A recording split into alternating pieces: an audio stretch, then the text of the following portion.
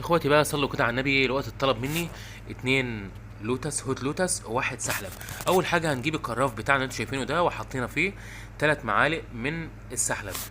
بعد كده هنجيب الكراف التاني وهنقوم حاطين فيه يعني معلقتين كبار كده من زبدة اللوتس، يعني عشان نعمله كده في البيت طعمه جميل جدا جدا يعني. حطينا كده معلقتين كبار من زبدة اللوتس من المعلقة اللي انتوا شايفينها دي. بعد كده هنقوم نازلين بكوبايتين من اللبن في الكراف بتاعنا. تمام قوي.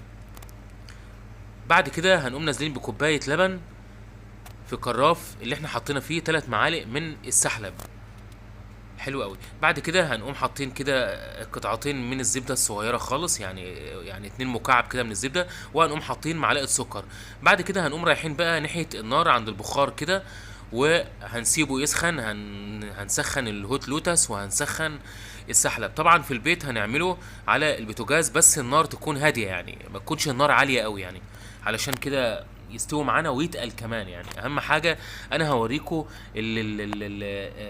القوام بتاع الهوت لوتس وبتاع السحلب عامل ازاي، ودي الطريقه اللي احنا نعملها في البيت بمنتهى البساطه يعني.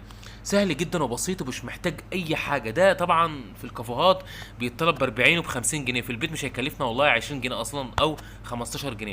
طبعا زي ما انتم شايفين الهوت لوتس اهو نازل، القوام بتاعه تقيل كده شويه، يعني اقل من المهلبيه كده شويه. نزلنا بقى في الكوبايتين والسحلب هكذا. هنحط بقى السحلب كده في الكوبايه، وطبعا زي ما انتم شايفين نازل تقيل اهو، مدينا القوام المظبوط اللي احنا محتاجينه، يعني هو ده الطعم المظبوط. هنقوم نازلين كده بقى في السحلب. هنحط شويه جوز هند، هو مطلوب مني جوز هند وزبيب يعني، مش مطلوب مني مكسرات تاني. يعني انا عندي بندق بس هو يعني ما اتطلبش مني بالبندق.